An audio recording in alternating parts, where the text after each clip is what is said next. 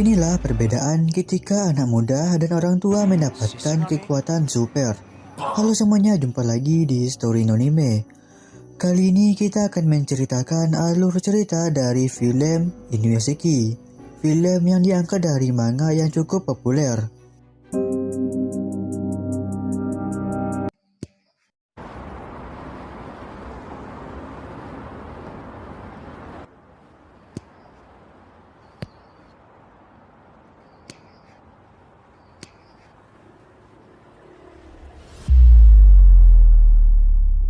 Film dimulai dengan memperlihatkan di mana terdapat sebuah keluarga yang baru pindah ke rumah baru. Keluarga itu berisikan seorang kepala keluarga bernama Inuyashiki Zero, seorang istri bernama Maria Inuyashiki, seorang anak perempuan bernama Mari, dan anak laki-laki bernama Takeshi. Dari awal film dimulai sudah terlihat bahwa keluarga ini tidak memiliki hubungan yang harmonis, terutama hubungan dengan ayahnya. Kedua anak Inuyashiki kerap menjawab ketus pertanyaan ayahnya, menunjukkan sikap yang buruk di depan ayahnya. Bahkan mereka sering mengabaikan panggilan ayahnya. Itulah mengapa ayahnya sering merasa kesepian. Inuyashiki memang sudah tua dan memiliki fisik yang lemah. Inuyashiki bekerja di sebuah perusahaan air mineral olahraga. Dia kerap melakukan kesalahan di perusahaannya itu, yang menyebabkan bosnya sering marah kepadanya. Pada suatu malam, Inuyashiki yang sedang kesepian di teras rumahnya tiba-tiba dihampiri oleh seekor anjing. Di leher anjing tersebut terdapat sebuah kertas berisi nama anjing itu, yaitu Hanako. Anjing itu diusir oleh pemiliknya dan merasa kesepian, sama seperti Inuyashiki. Inuyashiki berniat memelihara anjing itu. Namun istrinya langsung memintanya untuk membuang anjing tersebut sambil menyerahkan surat pemeriksaan ulang dari rumah sakit. Keesokan harinya, setelah melakukan pemeriksaan ulang, Inuyashiki divonis mengidap kanker stadium 4 dan sudah menjalar ke seluruh tubuhnya. Dokter memperkirakan hidupnya hanya tinggal 3 bulan saja. Inuyashiki mencoba menelepon keluarganya dan ingin mengabarkan tentang penyakitnya itu. Namun tidak ada satupun yang mengangkat teleponnya. Bahkan Mari, anak perempuannya, dengan sengaja mengabaikan panggilannya. Setelah sampai di rumah pun tidak ada kesempatan untuk Inuyashiki berbicara mengenai penyakitnya. Ia bahkan dilarang oleh Mari untuk datang ke pertemuan wali murid karena Mari tidak mau teman-temannya nanti mengira ayahnya adalah kakeknya karena ayahnya yang lemah dan sudah tua. Setelah itu, istri Inuyashiki juga memberitahu tentang Hanako yang tidak mau pergi dari rumah dan meminta Inuyashiki untuk segera membuangnya. Pada akhirnya, Inuyashiki tidak jadi memberitahu keluarganya tentang kanker yang dideritanya. Inuyashiki pergi membuang Hanako. Setelah melepaskan pengikat di leher Hanako, Inuyashiki lalu berlari agar Hanako tidak mengikutinya lagi. Namun pada akhirnya Hanako malah ikut berlari mengejar Inuyashiki, seolah-olah tidak mau ditinggalkan olehnya. Sampai di tengah taman kosong, Inuyashiki tidak melihat tanda-tanda Hanako lagi. Ia pun berhenti, dan saat berbalik ia begitu terkejut karena Hanako sudah berada di depannya.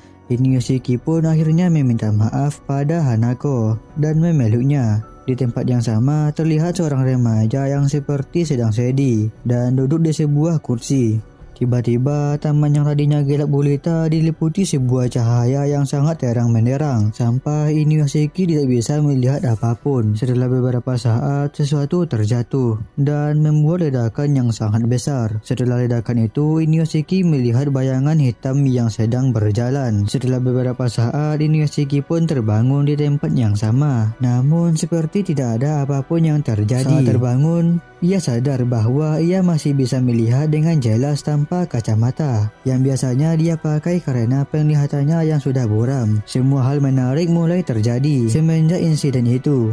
Saat sampai di rumahnya, Inuyashiki makan bersama keluarganya. Ia memakan sup miso buatan istrinya dengan sangat lahap. Ia juga tiba-tiba merasa sangat haus tanpa alasan. Ia pun masuk ke dalam kamarnya karena merasakan ada hal yang aneh di tubuhnya. Di sana juga ada Hanako yang sedang berbaring. Tiba-tiba keluar asap dari tangan Inuyashiki. Ia pun segera membuka kemejanya. Ia mencoba memeriksa sekujur tubuhnya dan tiba-tiba kukunya terbuka seperti robot. Setelah itu tangannya juga membelah dan memperlihatkan alat seperti layaknya robot, dan dari tangan itu keluar sup miso yang tadi dia makan. Dengan keadaan yang masih kaget dengan badannya sendiri, ia menekan satu titik di lehernya. Ia perlahan berjalan untuk melihat ke arah cermin dan sangat terkejut ia melihat dirinya sendiri. Lalu istri Inuyashiki mengetuk pintu kamar dan seketika Inuyashiki berubah menjadi normal lagi. Di tempat lainnya menampilkan remaja yang juga terkena ledakan yang sama seperti Inuyashiki semalam itu. Ia adalah Shishigami Hiro. Hiro memiliki seorang sahabat bernama Ando. Setelah pulang dari sekolah, ia langsung menemui Ando yang biasanya menghabiskan waktu untuk bermain game di kamarnya. Hiro pun menunjukkan kekuatan yang dimilikinya akibat ledakan itu kepada Ando. Ia membentuk tangannya layaknya seperti sebuah pistol dan hanya dengan satu kata, ia bisa menembak burung seperti pistol nyata. Setelah itu, Hiro juga menunjukkan kemampuannya yang lain, yaitu ia bisa dengan mudah menyalakan dan menggerakkan mobil hanya dengan ayunan tangan. Ando berkata bahwa ia sekarang bukanlah seorang manusia, melainkan superhero. Setelah itu, Hiro lalu memperlihatkan tubuh robotnya dengan senjata lengkap kepada Ando. Di sisi lain, Inuyashiki terus-menerus melakukan kesalahan di perusahaannya. Akhirnya, ia dipecat oleh bosnya. Ia pulang dengan wajah yang sangat tidak bersemangat. Saat sedang di perjalanan, ia melihat burung yang tergeletak seperti sedang terluka. Ia pun memegang burung itu. Dengan ajaib menyembuhkan penyakit burung itu. Burung itu lalu terbang meninggalkannya. Setelah itu, Inuyashiki mendengar suara seorang ibu yang sedang memohon kepada dokter agar anaknya yang sedang sakit kanker otak bisa disembuhkan. Inuyashiki menghampiri sumber suara itu dan melihat anak yang sedang terbaring lemah. Ia pun memegang kepala anak itu dengan kedua tangannya. Dan seketika anak itu pun sembuh dan bangun. Inuyashiki menyadari kekuatannya adalah dapat menyembuhkan segala macam penyakit. Dengan kedua tangannya, ia sangat senang bisa membantu orang lain. Situasi lalu berubah menampilkan kelas di SMA. Di dalam kelas itu terdapat Hiro, Ando, Mari, dan anak-anak lainnya. Saat di dalam kelas, siswa laki-laki membuli dan meminta uang kepada Ando. Ando tidak bisa melawan. Hiro akhirnya geram dan langsung memegang erat tangan siswa yang membuli itu sampai ia kapok dan meminta maaf kepada Ando. Setelah kelas berakhir, Hiro dihentikan oleh panggilan dari seorang wanita bernama Watanabe. Ia adalah teman sekelas Hiro dan mengaku menyukai Hiro. Hiro pun berterima kasih dan langsung pergi meninggalkannya. Hiro adalah seorang anak dari kedua orang tua yang bercerai. Ibunya bekerja keras untuk menghidupinya, sedangkan ayahnya sudah menikah dan memiliki keluarga lagi. Malam harinya, Hiro mengunjungi keluarga ayahnya karena permintaan dari ibunya. Di sana, Hiro sempat ingin membunuh ayahnya dengan tembakannya, tapi pada akhirnya ia mengurungkan niatnya itu dan menyampaikan salam ibunya kepada ayahnya. Saat di perjalanan pulang, Hiro masih mendengar percakapan keluarga ayahnya yang terdengar sangat bersemangat merencanakan liburan. Ia sangat marah. Lalu ia berjalan menuju suatu rumah di mana ada keluarga yang sedang membicarakan rencana kuliah putrinya. Tanpa perlu mengulur waktu, Hiro langsung menembak ayah dan ibu dari keluarga itu. Anak gadis itu lalu berteriak minta pertolongan agar tidak dibunuh. Tak disangka teriakan minta tolong gadis itu didengar oleh Inuyashiki. Ia langsung berlari menuju arah suara itu. Setelah tiba di sana, seluruh keluarga itu sudah habis ditembak oleh Hiro. Inuyashiki berusaha menyelamatkan gadis itu, namun ia sadar bahwa ia tidak bisa menyelamatkan orang yang sudah mati. Melihat kehadiran Inuyashiki, Hiro langsung menembaknya juga. Namun ia hanya terjatuh dan tidak terluka sama sekali. Inuyashiki terbangun dan mengejar Hiro. Namun Hiro sudah kabur dan terbang. Kabar tentang pembunuhan satu keluarga dengan cepat tersebar di seluruh kota. Ando yang mengetahui kekuatan Hiro merasa curiga dengannya. Ia merasa bahwa Hiro lah yang membunuh satu keluarga itu. Alasannya karena polisi tidak menemukan satu peluru pun yang menancap di tubuh korban penembakan itu. Sama seperti kemampuan Hiro yang menembak tanpa peluru. Sesampainya di rumah, Hiro diberitahu oleh ibunya untuk tinggal bersama keluarga ayahnya karena ibunya mengidap kanker pankreas. Ia merasa sudah tidak sanggup lagi membiayai hidupnya. Tentu saja Hiro langsung menolak. Ia pun memeluk ibunya dengan erat, tanpa sadar pelukannya itu membunuh semua sel kanker yang ada pada ibunya. Inuyashiki tiba di rumah dengan keadaan rumah yang sedang ribut. Istrinya yang sudah ditipu Mari yang tidak ingin berkuliah, dan Takeshi yang mencuri dompet ibunya. Mari pun bertanya kepada ayahnya, apakah ia bisa melindungi keluarga ini. Mari pun bertanya kepada ayahnya, apakah ia bisa melindungi keluarganya kini. Inuyashiki lalu merenungi semua yang dikatakan oleh Mari, dan menyalahkan dirinya atas semua yang terjadi pada keluarganya. Saat tengah menyalahkan dirinya, ia tidak sengaja mendengar doa Ando. Ando berdoa sahabatnya tidak membunuh orang lagi dengan kekuatannya. Mendengar hal itu, Inuyashiki bertekad melindungi semua orang dari Hiro. Lalu ia mencoba terbang dengan kekuatannya menghampiri Ando yang tengah berdoa. Setelah itu, Inuyashiki menceritakan hal yang terjadi padanya dan Hiro malam itu kepada Ando. Ando lalu bertanya apakah ada kelemahan Hiro yang bisa dimanfaatkan untuk melemahkannya. Inuyashiki menjawab bahwa kelemahannya adalah Submiso. Ia yakin bahwa Hiro juga lemah terhadap Submiso sama sepertinya. Keesokan harinya, Ando lalu memberitahu kepada Inuyashiki apa saja yang bisa dilakukan oleh Hiro. Inuyashiki mencoba kekuatan menembak sama seperti Hiro. Namun ia hanya bisa menggerakkan sedikit target tembakannya. Ia tidak bisa menembak seperti Hiro. Ando pun memintanya untuk lebih yakin dengan apa yang dia lakukan. Di tempat lainnya, Hiro yang sedang bersama ibunya dicegat oleh beberapa polisi.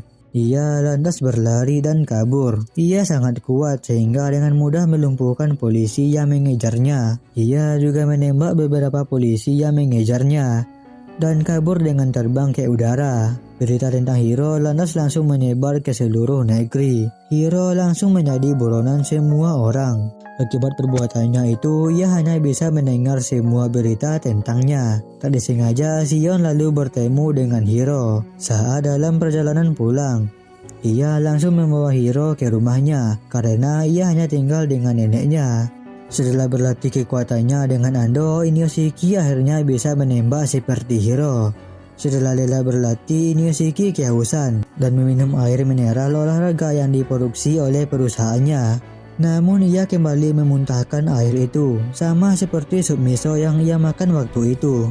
Ando pun menyimpulkan bahwa kelemahan Inuyashiki dan Hiro adalah sesuatu yang mengandung garam.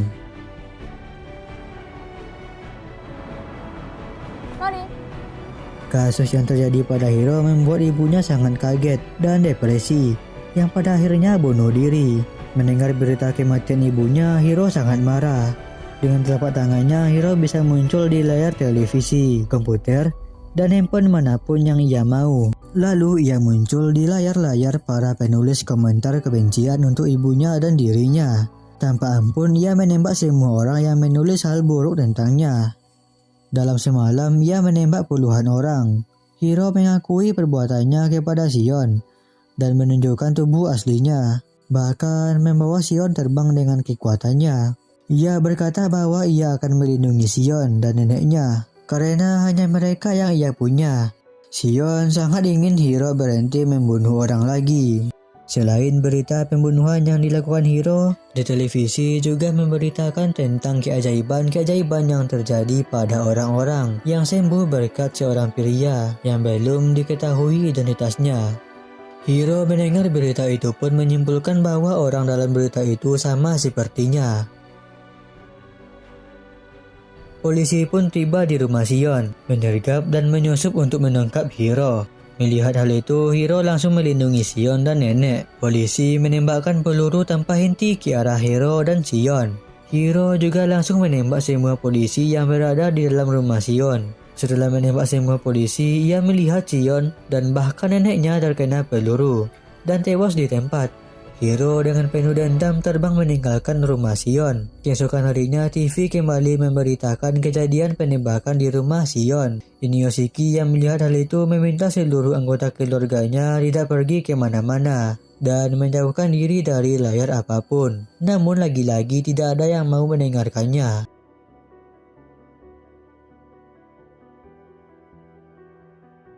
Sesuai dugaan Inoshiki, Hiro semakin brutal. Ia menampilkan dirinya pada semua layar yang menyala dan langsung menembak tanpa henti kepada semua orang yang ada di jalanan. Satu persatu orang terjatuh dan mati. Tidak ada yang bisa menghentikan Hiro karena ia sangat dendam akibat kematian orang-orang yang ia sayangi. Inoshiki yang melihat hal itu tidak bisa tinggal diam. Ia pun bergegas ingin menyelamatkan semua orang. Sebelum ia pergi, Anda memberikan sebotol air yang bisa ia gunakan. Dengan bantuan Inoshiki, Anda muncul di semua layar dan meminta semua orang untuk mematikan semua ponsel, komputer, dan layar yang menyala agar Hiro tidak bisa muncul dan membunuh lagi. Karena sudah tidak bisa lagi muncul di layar, Hiro menyebarkan bom yang ada di punggungnya dan meledakkan gedung-gedung yang ada. Inoshiki lalu datang menemui Hiro dan meminta Hiro untuk menghentikan perbuatannya. Inoshiki memperingatkan kepada Hiro untuk menghenti membunuh lagi. Inoshiki lalu menembak Hiro dan berhasil menjatuhkannya. Dengan ekspresi yang marah, Hiro lalu mengejar Inoshiki yang terbang melarikan diri. Kejar-kejaran pun terjadi di antara mereka. Tidak seperti Hiro yang biasa menggunakan kekuatan terbangnya, Inoshiki justru masih belum terbiasa dan beberapa kali menabrak benda-benda di depannya. Saat sedang dikejar, Inoshiki mendengar suara lemah Mari meminta tolong karena gedung tempat ia berada juga terkena oleh bom. Inoshiki sempat tertangkap oleh Hiro karena ia tidak fokus setelah mendengar suara anaknya yang meminta tolong. Ia pun terus mencari keberadaan Mari. Ia tak henti-hentinya menabrak gedung, kereta, bahkan helikopter. Hiro juga tak menyerah dan terus mengejar Inoshiki. Ia bertekad membunuh Inoshiki yang sudah berani menghentikannya.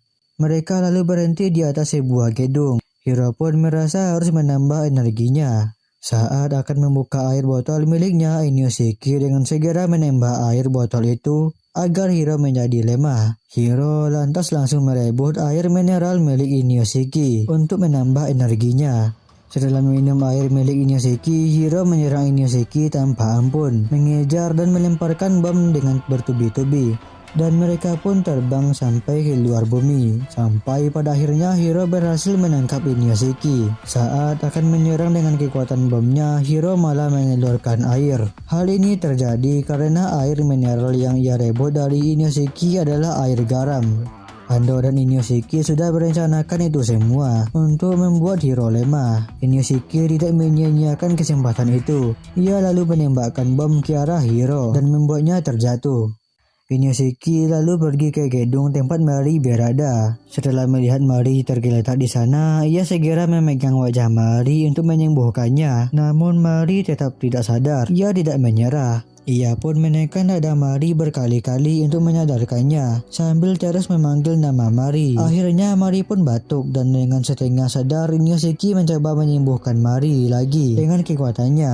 Pada akhirnya Mari pun sadar. Inoshiki langsung memeluk Mari dan dengan tiba-tiba Hiro datang dan langsung menyerang Inoshiki sampai terlempar jauh. Hiro menembak orang-orang di dalam gedung itu, termasuk Mari. Inoshiki berusaha menyelamatkan Mari. Inoshiki dihajar habis-habisan oleh Hiro sampai kepalanya terbelah dan memperlihatkan otak robotnya. Yang melihat itu sangat terkejut. Tak sampai di situ, Hiro memukul kepala Inoshiki dengan besi yang sangat besar agar kepala Inoshiki hancur. Mari terus memanggil ayahnya dan berusaha mendekati diri ke ayahnya. Saat tangannya hampir menggenggam tangan ayahnya, Hiro menarik Mari dan mengangkat tubuhnya ke pinggir gedung. Hiro ingin membuang Mari dari atas gedung itu. Inoshiki memohon kepada Hiro untuk tidak membuang anaknya. Namun Hiro tak menghiraukan dan tetap membuang Mari. Dan dengan wajah yang penuh amarah, Inoshiki mengumpulkan kekuatan di kepalanya dan langsung menyerang Hiro sampai tangan dan sebagian badan Hiro hancur berkeping-keping.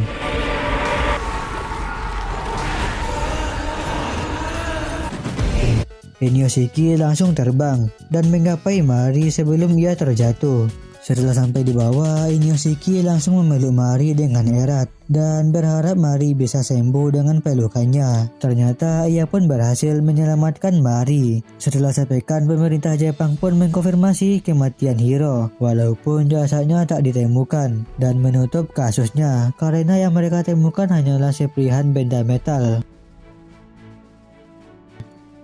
Film ditutup dengan adegan di mana Hiro dan Ando berada di kamar Ando seperti biasanya sambil membaca komik dan mengobrol. Namun semua hal itu hanyalah khayalan Ando. Dan film pun selesai.